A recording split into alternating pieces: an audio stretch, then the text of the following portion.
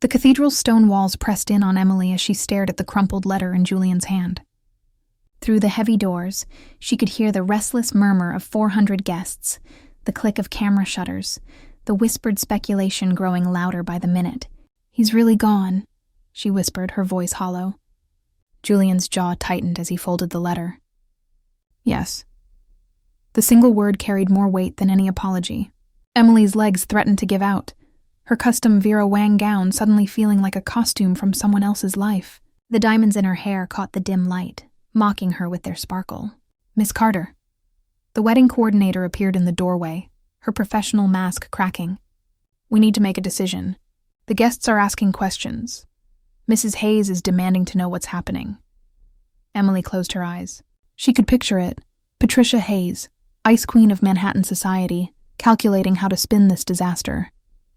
Her parents, confused and heartbroken in their rented formal wear. The media, already crafting tomorrow's headlines. "I can't go out there," Emily said. "I can't face them." "You don't have to."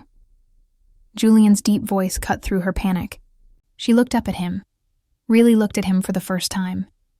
Where Landon had been all charm and easy smiles, Julian was intensity and shadows. His dark eyes held something she couldn't name, something that made her pulse quicken despite the nightmare unfolding around her. "What do you mean?" Julian stepped closer, his presence commanding in the small alcove. "Marry me instead." The words hung in the air like smoke. Emily stared at him, certain she'd misheard. "What?" "The guests are here. The cathedral is ready. The media is watching." His voice was calm, calculated. "My brother humiliated you. Let me fix it." "That's insane." Emily shook her head, her veil rustling with the movement. "You can't just substitute one brother for another like we're in some kind of business transaction." "Why not?" Julian's eyes locked onto hers. "This whole thing was a transaction from the beginning. My mother wanted Landon to marry someone controllable. My father wanted good publicity. Your parents wanted security for you. Everyone wanted something except you and Landon." The brutal honesty of it stole her breath. "You don't even know me," she whispered. "I know you're standing here in a wedding dress with nowhere to go. I know that in 10 minutes, my mother is going to walk through that door and tell those 400 people that you've been left at the altar. I know the photographers outside will make you the most pitied woman in New York by sunset." He paused. "Or you can walk down that aisle on my arm, and we can give them all the wedding they came to see." Emily's mind raced. This was madness. You couldn't just marry your ex-fiancé's brother because he abandoned you, could you? "Why would you do this?"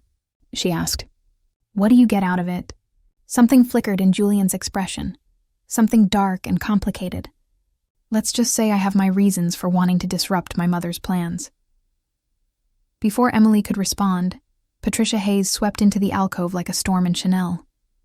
Her eyes were hard as diamonds, her mouth a thin line of barely controlled fury. "What is the meaning of this?" she demanded. "Where is Landon?" "Gone," Julian said flatly. He left Emily a note. "He's not coming back." Patricia's face went white, then red. For a moment, Emily thought the woman might actually strike her son. This is a disaster. An absolute disaster. The media, the guests, the family's reputation. Not necessarily. Julian's voice was steady. "I've offered Emily an alternative." Patricia's sharp gaze snapped to Emily, then back to Julian. Understanding dawned in her eyes, followed by something that looked almost like fear. "No," she said. "Absolutely not. It's not your decision, Mother." Julian's words were soft but carried an edge of steel. "It's Emily's." Both of them turned to look at her. Patricia with barely concealed horror, Julian with an intensity that made her skin prickle. Beyond them, through the door, Emily could hear her father's voice asking someone what was happening, the confusion and worry evident even from a distance. She thought of walking out there, facing the cameras, the pity, the whispers that would follow her for years. She thought of her parents' faces, the money they'd spent trying to contribute to this wedding. She thought of Landon, wherever he was, starting his life over while she picked up the pieces of hers. And she thought of Julian's dark eyes, the strange certainty in his voice, the feeling that there was so much more to this offer than he was saying. "If I say yes," Emily heard herself speaking, "what exactly are you asking for? A marriage on paper? An arrangement?" "A real marriage," Julian said. "Legal binding for at least a year. After that, we can reassess." "This is insanity," Patricia hissed. "I won't allow it." "You don't have a choice." Julian's voice dropped dangerously low. "Either Emily walks down that aisle with me, or she walks out the front door and tells every reporter out there exactly what Landon did." "Which scandal would you prefer, Mother? A substituted groom or an abandoned bride naming names?" The threat hung heavy in the air. Patricia's hands clenched into fists at her sides. Emily's heart hammered against her ribs. Every instinct screamed that this was wrong, that she should run, that marrying Julian Hayes would be stepping from one disaster into something far more dangerous. But when she opened her mouth, the word that came out surprised even her. "Yes." Julian's eyes flashed with something triumphant and dark. Patricia made a sound like a wounded animal, and somewhere beyond the walls, the string quartet began to play the opening notes of the processional. Emily had 10 minutes to become a different bride entirely. The cathedral doors opened, and Emily's world narrowed to a single point, the long white aisle stretching before her like a path to the gallows. Her father squeezed her arm. "You sure about this, Princess?" She'd had 3 minutes to explain the situation to her parents. 3 minutes to watch her mother's face cycle through shock, confusion, and finally a desperate kind of hope that maybe, somehow, this could still work out. Her father had simply asked if this was what she wanted. Emily had nodded, not trusting her voice to lie convincingly. "I'm sure," she whispered now, though nothing had ever been less certain. The processional music swelled. Through her veil, Emily could see the rows of guests turning to look at her, their faces a blur of expensive jewelry and judgmental expressions. At the altar, Julian stood perfectly still in his tuxedo, his dark eyes fixed on her with an intensity that made her stumble slightly on her first step. This morning, she'd been about to marry his brother. Now she was walking toward Julian Hayes, a man she barely knew, about to bind herself to him in front of God and 400 witnesses. The walk felt eternal. Each step echoed in the cavernous space, punctuated by whispers that rippled through the crowd like poison. Is that Julian at the altar? Where's Landon? What on earth is happening? Emily kept her eyes forward, focusing on Julian's face. He didn't look away, didn't flinch under the weight of the crowd's confusion. If anything, he seemed to draw strength from it, his posture radiating a dark confidence that was nothing like Landon's easy charm. When she finally reached the altar, her father lifted her veil with shaking hands. "Take care of her," he said to Julian, his voice rough with emotion. "I will." Julian's response was a vow in itself. The priest looked between them, clearly confused but professional enough to proceed. "Dearly beloved," he began, his voice carrying through the cathedral, "we are gathered here today. Stop." Patricia Hayes' voice cut through the ceremony like a blade. The cathedral fell silent. Every head turned toward where Patricia stood in the front pew, her face a mask of controlled fury. "This is a farce," she announced, her cultured voice carrying to every corner of the space. "My son Landon is not here. This wedding cannot proceed with a substitute groom as if we're exchanging one piece of furniture for another." Gasps and excited whispers erupted from the guests. Cameras flashed. Emily felt the blood drain from her face. Julian's hand found hers, his grip surprisingly gentle. "Mother," he said quietly. But the word carried a warning. "Sit down. I will not watch you make a mockery of this family." Patricia's voice rose. "You've always been jealous of your brother, always resentful of his place in this family. Is this your revenge? Stealing his bride?" He abandoned her. Julian's voice was ice. "I'm saving her." "Saving her?" Patricia laughed, the sound bitter and cruel. "Or claiming her like some prize Landon left behind. Everyone here knows the truth about you, Julian, about what you're capable of." Emily felt Julian's hand tense in hers. Around them, the whispers grew louder, more excited. This was better than any society wedding. This was scandal incarnate. What truth? Emily heard herself ask, her voice surprisingly steady. Patricia's eyes snapped to her, cold and calculating. "You really don't know, do you? How convenient for Julian. Tell her, darling son. Tell your borrowed bride why you're really doing this." "That's enough." Julian's voice was deadly quiet. 3 years ago, Patricia continued, addressing the entire cathedral now. Julian was engaged to a young woman named Isabel Moreau. A week before their wedding, she disappeared. The police investigated, but nothing was ever proven. She simply vanished, and Julian never spoke of her again. The cathedral erupted in chaos. Emily's mind reeled. Engaged? Disappeared? She turned to Julian, searching his face for denial, for explanation, for anything that would make this make sense. His expression was carved from stone, but his eyes held something raw and wounded. It wasn't like that, he said. His voice meant only for her. Then what was it like? Emily's voice shook. What happened to her? Before Julian could answer, a commotion at the back of the cathedral drew everyone's attention. The heavy doors burst open, and a figure stumbled through, disheveled and breathing hard.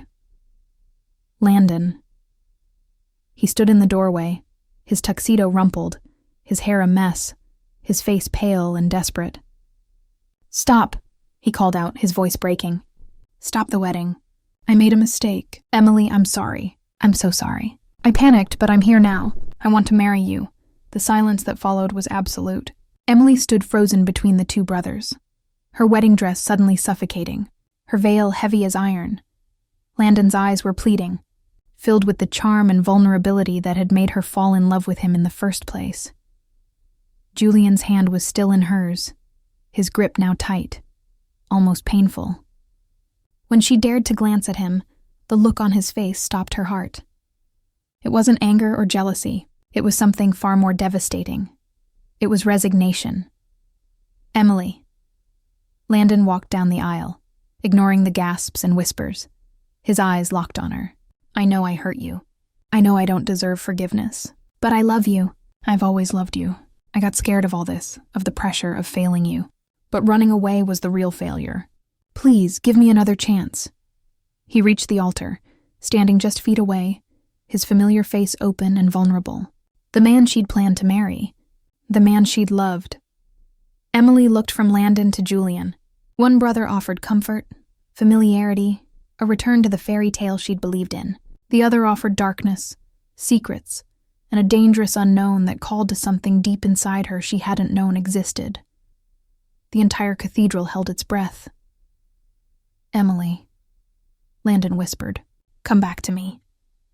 Emily, Julian said quietly, his voice rough. Choose. Her heart pounded so hard she thought everyone must hear it. In that moment, standing between two brothers in front of 400 witnesses, Emily realized that whatever choice she made would define the rest of her life, and she had no idea which path would destroy her faster.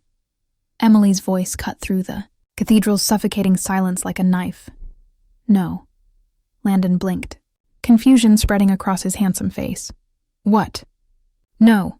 The word felt stronger the second time. Emily pulled her hand from Julian's grip and took a step forward, facing Landon fully. You don't get to do this. You don't get to abandon me and then waltz back in here like some romantic hero when you realize your grand gesture was a mistake. Emily, please. Landon reached for her hand, but she stepped back. I know I messed up. I know I hurt you, but we can fix this. We love each other. Do we? Her voice cracked, 2 years of doubt finally finding words. Or did I love the idea of you? The fairy tale you sold me? Because the man I loved wouldn't have left me alone in front of 400 people. He wouldn't have written a coward's note instead of facing me.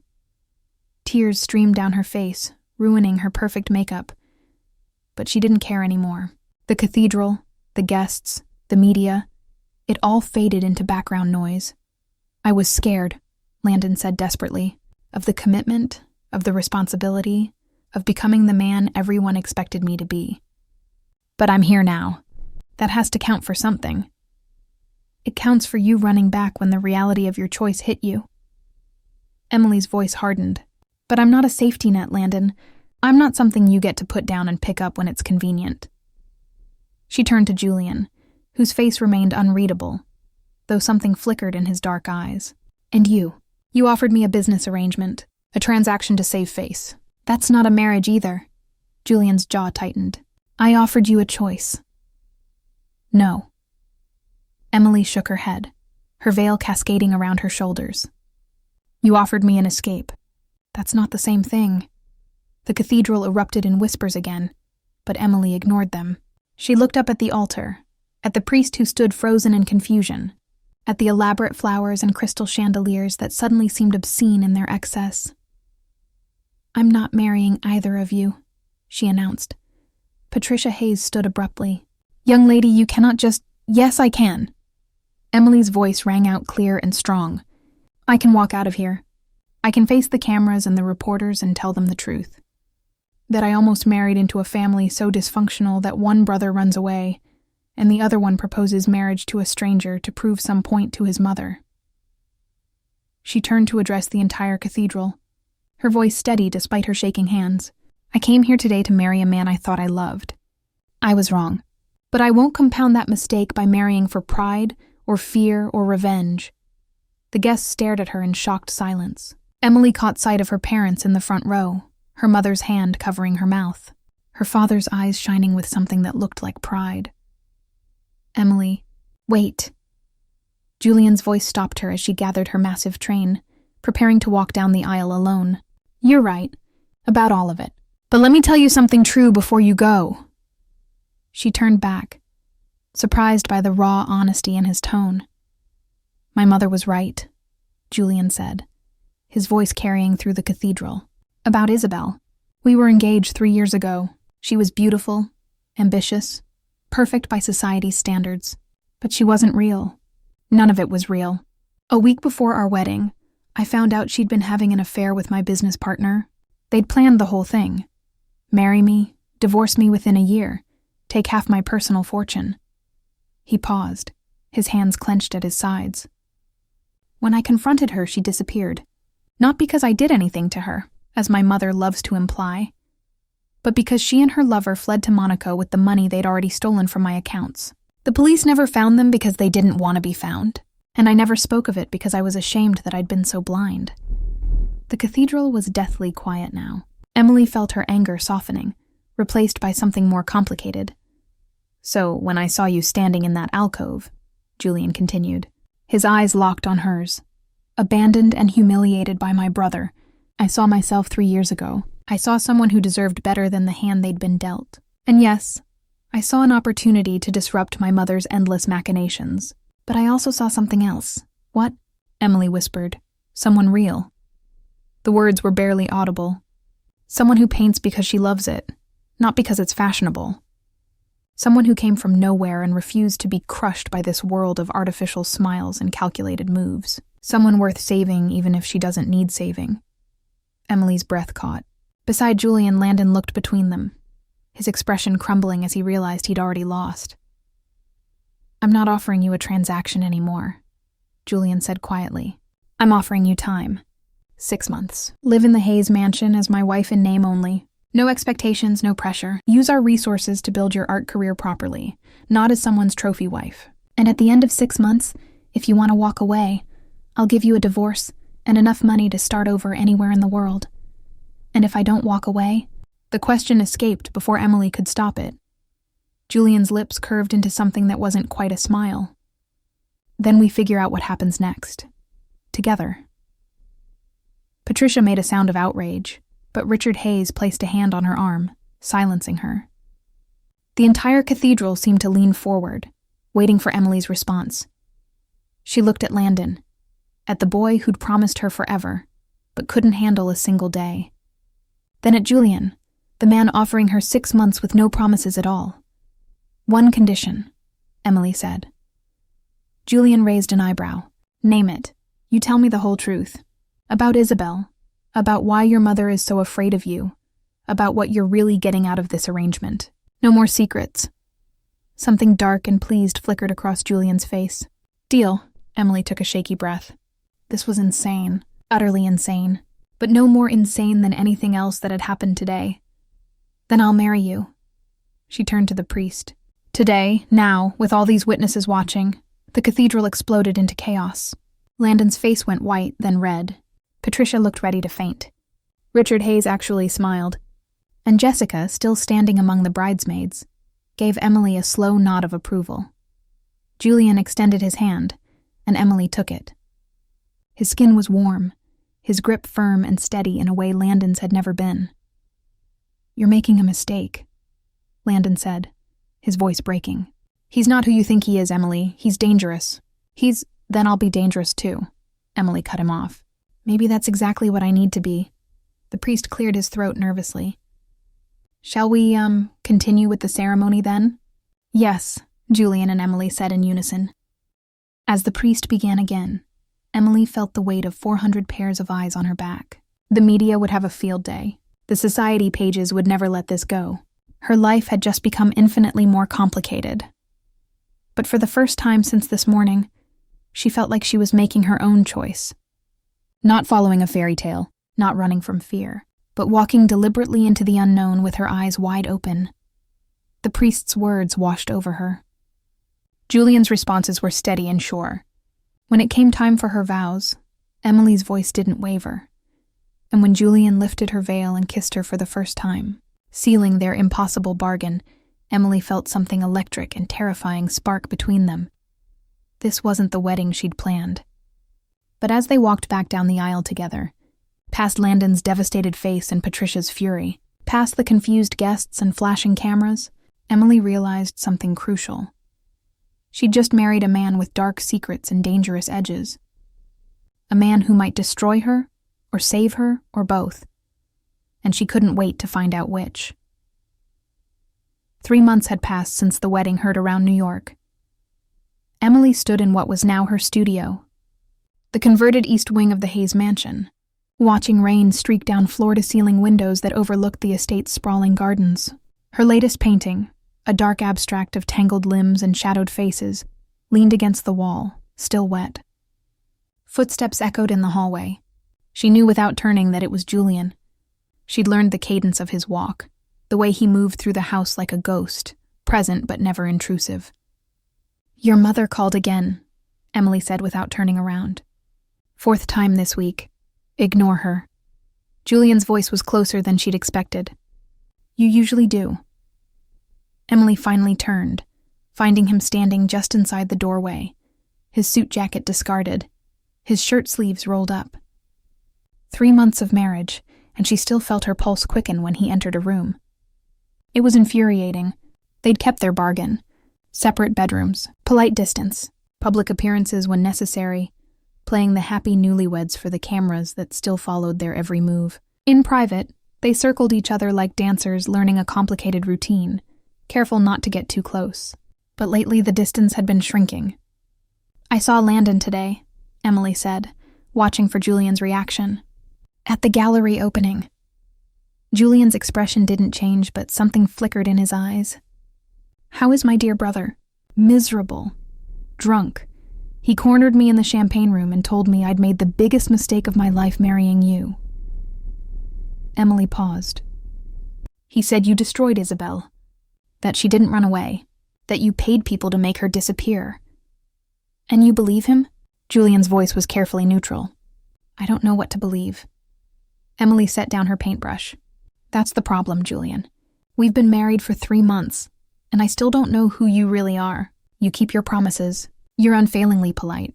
You gave me this studio, these resources, this space to work. But you never let me see beneath the surface. Maybe there's nothing beneath to see." "That's a lie." Emily stepped closer. "I've watched you. When you think no one's looking. When you sit in the library reading. Or when you walk the gardens at night because you can't sleep. You're carrying something heavy, Julian. Something that's eating you alive." His jaw tightened. "Emily, tell me the truth." Her voice was fierce now. "About Isabel. About Landon. About why you really married me. You promised no more secrets." For a long moment, Julian just stared at her. Rain hammered against the windows, filling the silence between them. Then finally he spoke. "I didn't make Isabel disappear," he said quietly. "But I wanted to. When I found out what she and her lover had done, I was so angry I couldn't see straight. I had the resources to destroy them completely. One phone call and they'd have been ruined, prosecuted, imprisoned. But you didn't." "No." Julian's hands clenched into fists. "Because my mother convinced me that the scandal would hurt the family more than it would hurt them. So I let them run. I let them take the money and disappear into their new life while I stayed here and rotted in the aftermath." He moved to the window, his back to Emily. Landon watched it all happen. He saw me broken, saw me become the cold, controlled thing my mother wanted me to be, and he promised me he'd never let the family do that to him, that he'd rather die than become like me. Emily's chest tightened with understanding. So when he proposed to me, he was trying to prove something, Julian finished. To me, to himself, that he could be different, could marry for love instead of obligation. But in the end, he couldn't handle it. The pressure, the expectations. He ran, just like I would have if I'd had the courage. And you married me to save him from facing what you faced. Emily's voice was soft.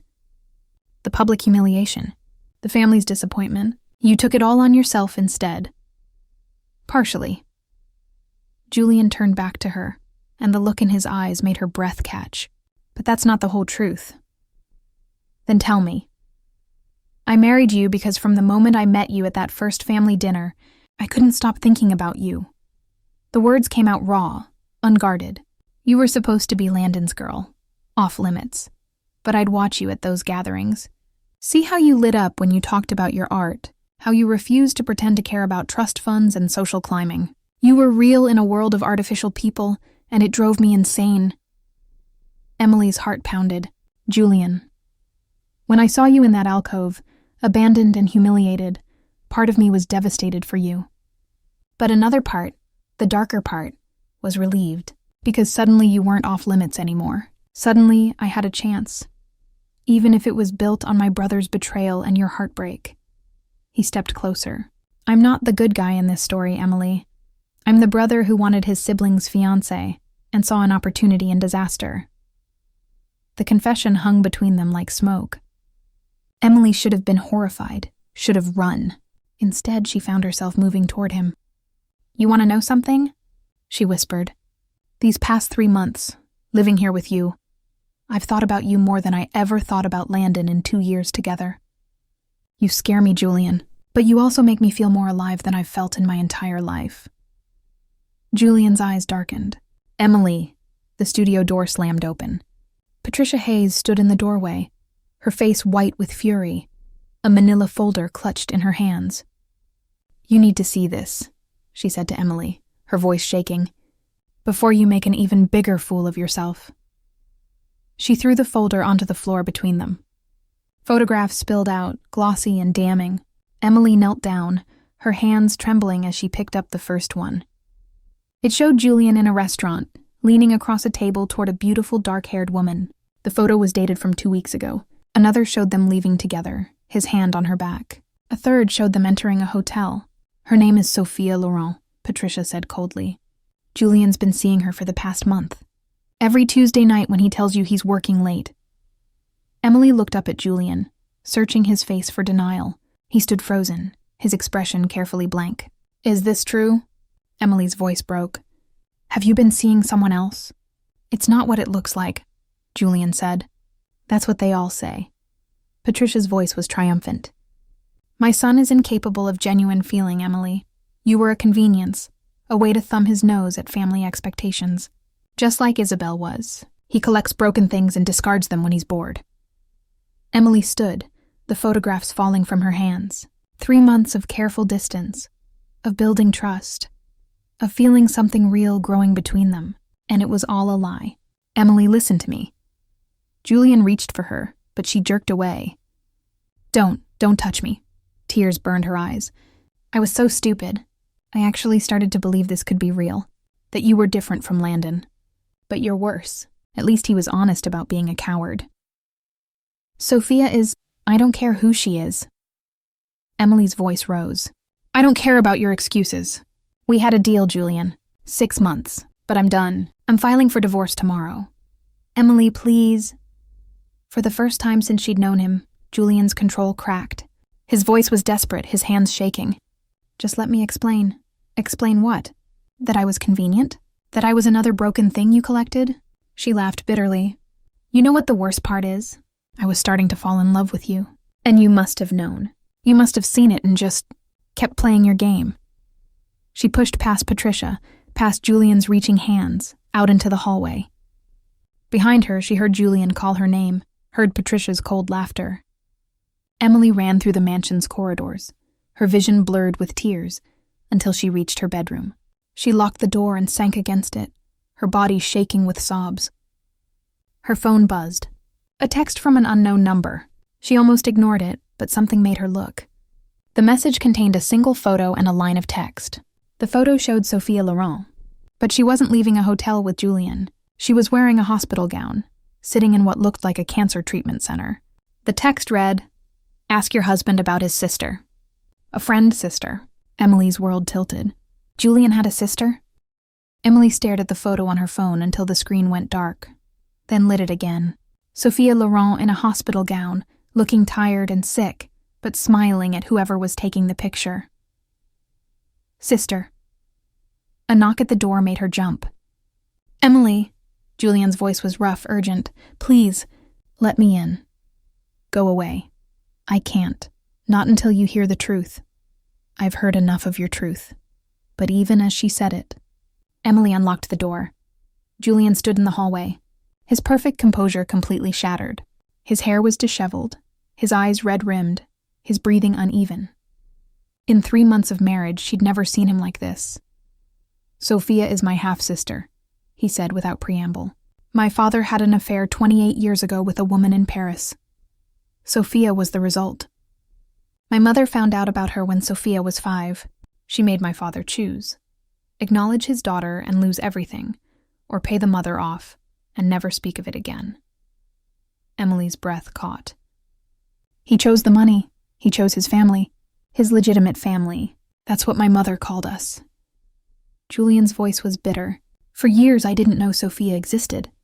Then when I was 22, she reached out to me. We met in secret. I got to know my sister, the one person in my life who understood what it meant to be shaped by this family's cruelty."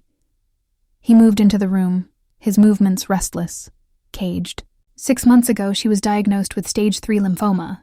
The treatment is experimental, not covered by insurance in France. It costs a fortune.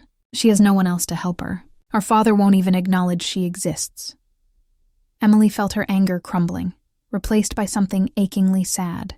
"So you've been paying for her treatment?" "Every Tuesday I visit her at the treatment center in Connecticut where she's staying.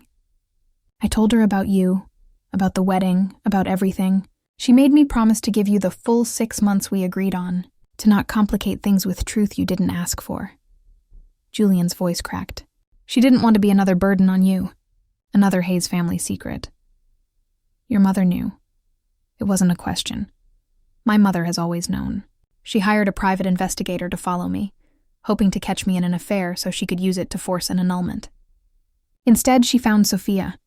Julian's hands clenched into fists. "She's been trying to figure out how to use this information to hurt me ever since." Emily sank onto the edge of her bed, her mind reeling. "Why didn't you just tell me?" "Because I'm an idiot." Julian moved closer, kneeling in front of her so their eyes were level. "Because I've been hurt before, and I've learned to protect myself by keeping everyone at arm's length. Because I didn't know how to have something real with someone, and by the time I realized what we had was becoming real, I was too afraid to risk it." He reached up, his hand trembling as it cupped her face. Emily should have pulled away, should have held on to her anger, but the look in his eyes was destroying her.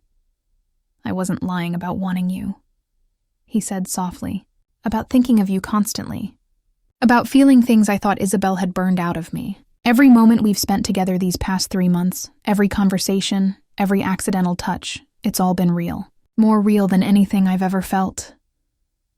"Julian." Emily's voice broke on his name.